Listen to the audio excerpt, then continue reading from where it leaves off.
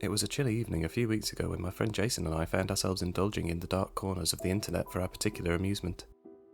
We would quite often peruse the deep web, trying to find the strangest things we could in that lawless place. We've been doing it for years, since we first got access to the dark web back in high school when Jason found out about Tor. We'd seen everything, from drug sites to snuff sites, but on this particular evening, a peculiar link caught our attention.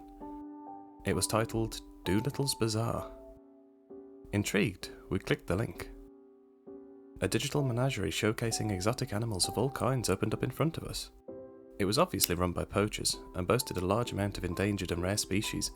Mesmerised by the bizarre collection, we scrolled through the listings, intrigued by the curiosities on display.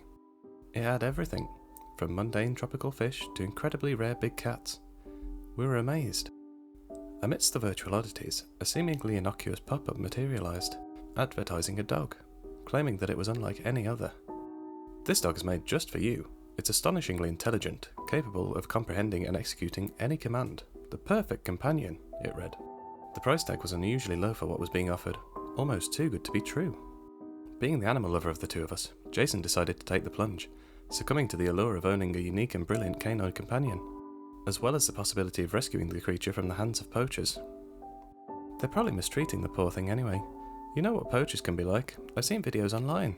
Besides, no one else in the world will have one like it, he said, as though trying to justify his purchase. I warned him that it was probably a scam, but he was determined, as though he'd already made up his mind but was now coming up with the justification. He always got like this whenever it came to animals, always leading with his heart. I know it's risky, I'm not stupid, but what if it's legitimate? What if the poor creature is suffering and I can do something about it now? He said. With a nonchalant click of the button, he entered his payment details and placed the order. A sense of apprehension filled me as he clicked the button and the screen flashed, "Payment processed." I wasn't sure why at the time. I think it was just a general distrust of the dark web. After all, we'd seen a lot of things on here before. "Well," said Jason, "let's see what happens. Worst case, I've lost some money. Best case, I've rescued an animal." I carried on searching through random links in the dark web, but at the back of our minds was the excitement to see Jason's new dog, as well as the anxiety as to if it were even real at all. You could never be too careful on the dark web. Jason went home later that night and the events of the day gradually faded from our minds. Several weeks passed with no sign of the dog. There was nothing from the company on the deep web either. We both assumed it had been a scam and that Jason had lost his money. "I told you so," I goaded him each time I saw him. A few days after that, an obscure package arrived at my friend's doorstep. It was a huge box, larger than anything I'd ever seen before. You could easily fit a full-length sofa inside and still have room to spare. Strapped to the top was a note. Printed on plain paper, with no discerning marks, it read, "Your very own unique companion is here. We hope you enjoy it." Below, in red text, were the words, "No refunds, no returns." Wasting no time, Jason called me. "It's here! The dog from the deep web! It's arrived! The box is massive! I can hear it moving around inside," he practically shouted down the phone in excitement. Point 1 to Jason for always being right. "What? Really?" "Okay, you win this one, Mr. Awesome," I responded, amazed that something had actually turned up. "I'll swing by after work and I'll meet the furball." "Sweet, see you then," he said in that same excited tone. Then he hung up. I couldn't help a feeling of excitement welling up in my stomach. I wasn't exactly an animal lover myself. I could take or leave him, but I was still excited to see this new dog.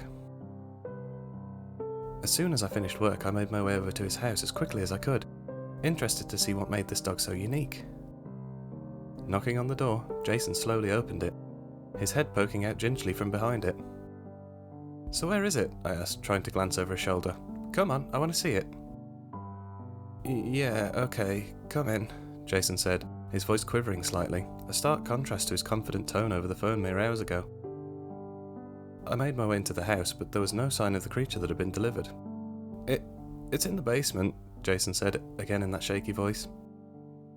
Now very confused by what was going on, I followed as he led me to the basement. As soon as he opened the door, I was met with an odd stench, not something I'd ever smelt before. It was a sickly sweet smell with a hint of iron. I couldn't help a feeling of apprehension in my gut as I stared down the staircase into the black abyss. Inside the basement it was dark. There was a small old light in the middle of the basement, illuminating a small area and casting long shadows across the floor. As I made my way down, the smell was much stronger, nearly suffocating me. I could also make out sounds too. There's no way I could describe those sounds. They seemed like a low, grunting noise, but there was a high-pitched pain quality to it. There's no way that sound should be made by a dog. As my eyes adjusted to the gloom, I could see a large metal cage in the far corner of the basement. It had thick iron bars and a heavy-looking padlock on the gate. The floor was covered with sawdust. The sound seemed to be emanating from further within. "Come here, girl," Jason beckoned, again with a quiver in his voice. My eyes remained fixed on the cage, awaiting the reveal of this peculiar new companion. The creature inside obeyed his command, moving into the dim light. I had to stifle a scream. There was no way that thing could be a dog. It was hairless, with large red-looking welts all over its body that were held together with stitches. If I had to describe it, I would say that it appeared as if somebody had crudely amalgamated human components to create a macabre imitation of a canine form. It was breathing that same low grunt with a high-pitched whine as though every breath was pained. Its face looked stretched like the skin was pulled back, almost into a grimace of constant agony. I almost felt sorry for the wretched thing if it wasn't so repulsive. "Oh, God," I said, not sure of what else to say. All words left me. "I know, it's horrible, isn't it? I didn't think this is what they'd send. I was expecting something like a really obedient Doberman or something, but not this thing," Jason said. I could hear the sadness and disappointment in his voice. He almost couldn't bear to look at it either. "It looks like it's been so badly mistreated, the poor thing." "Can you return it?" I asked, still looking at the thing in the cage, the same sense of revulsion filling me. "No, there are no returns. I'm stuck with her," Jason said in a frustrated tone. "Why don't you give her to a rescue centre or release her into the wild or something then?" I asked. "I can't do that," Jason snapped, almost offended. "Look at her. No one would take her for one, and she doesn't look like she'd survive in the wild on her own. She needs help." I felt sorry for Jason. He seemed genuinely upset by the creature in the cage that he was now stuck with. He was a compassionate person, and I could see that this dilemma about what to do and the need to help was eating away at him inside. "Alright," I said. "If you're going to keep this thing, we can't just call it that horrible thing. What are you going to call it? Got any ideas? Demon Doggo? Scooby Don't?" He thought for a second before saying, "Lucy." Lucy'd been his grandmother's name. She'd passed away when he was really young.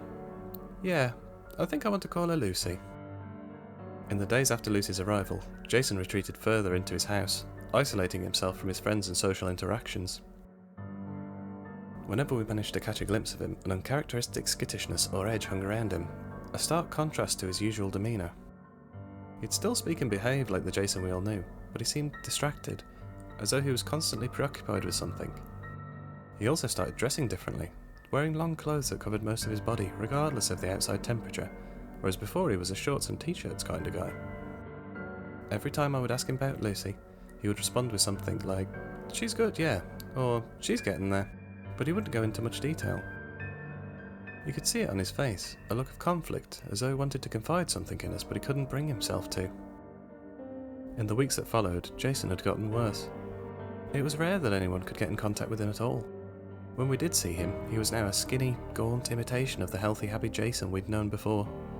He looked incredibly pale and sickly. He'd also developed an odd limp in his right leg.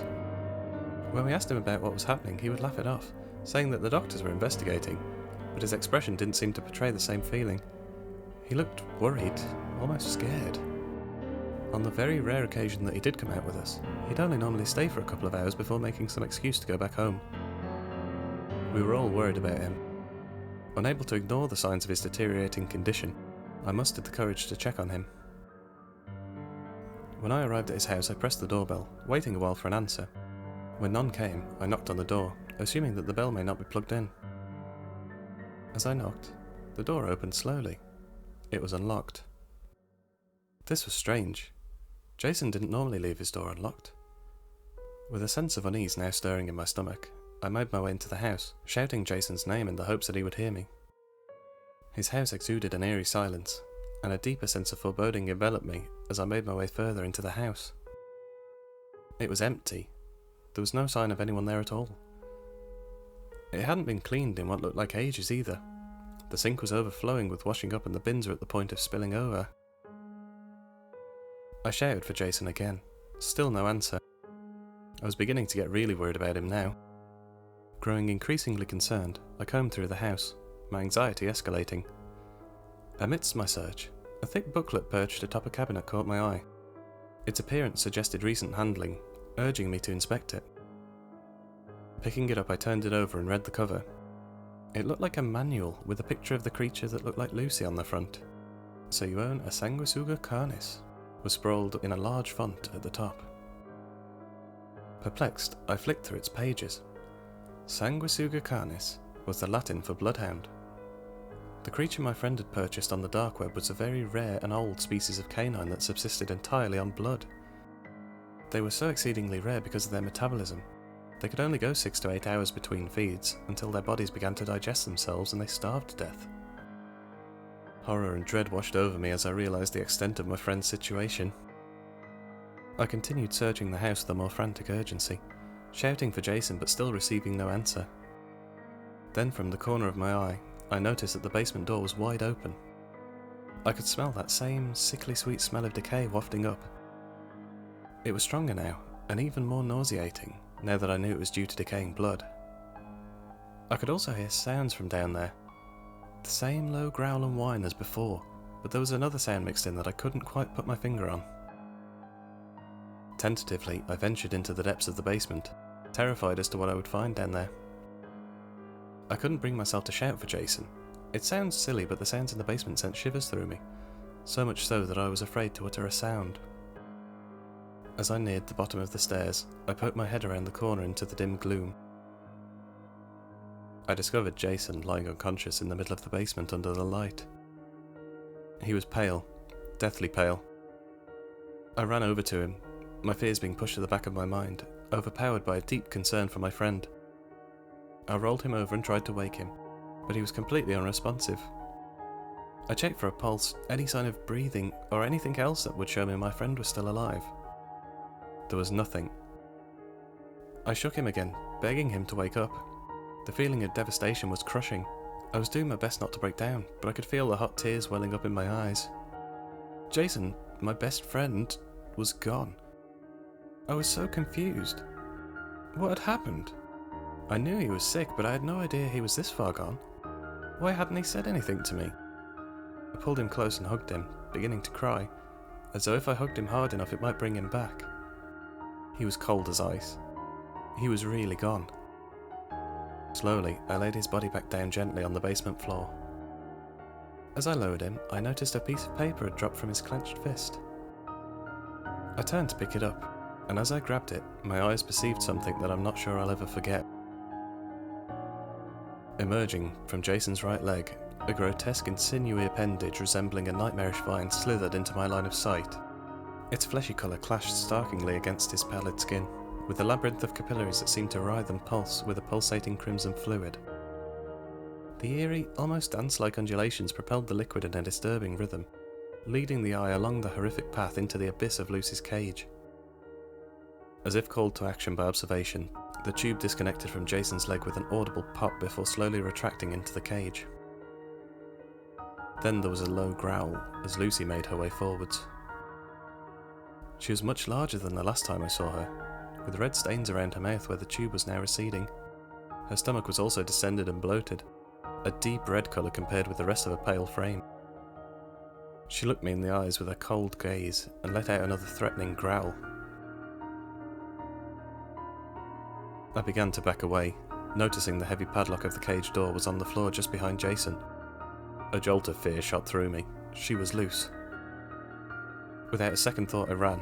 Fear clenched my heart as I scrambled up the stairs, propelled by sheer survival instinct. Reaching the top, I slammed the door shut and barricaded it with a chair.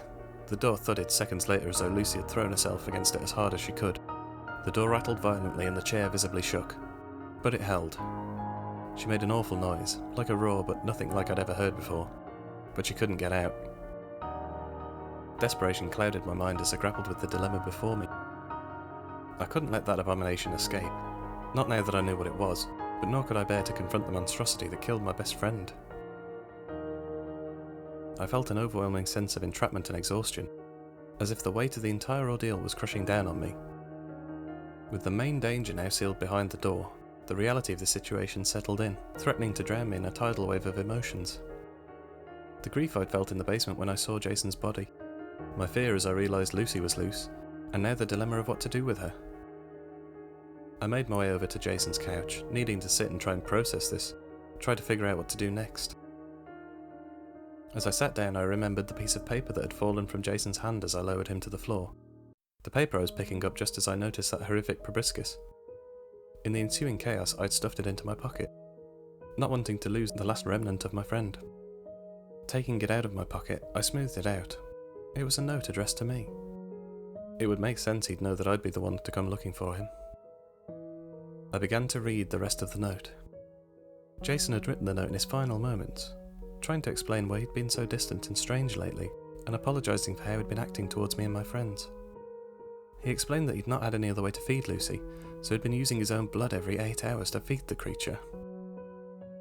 He knew it was draining him, gradually killing him, but he didn't want her to die. She was a living thing and endangered, he said. She deserved to live. But he wasn't sure how much longer he could keep it up.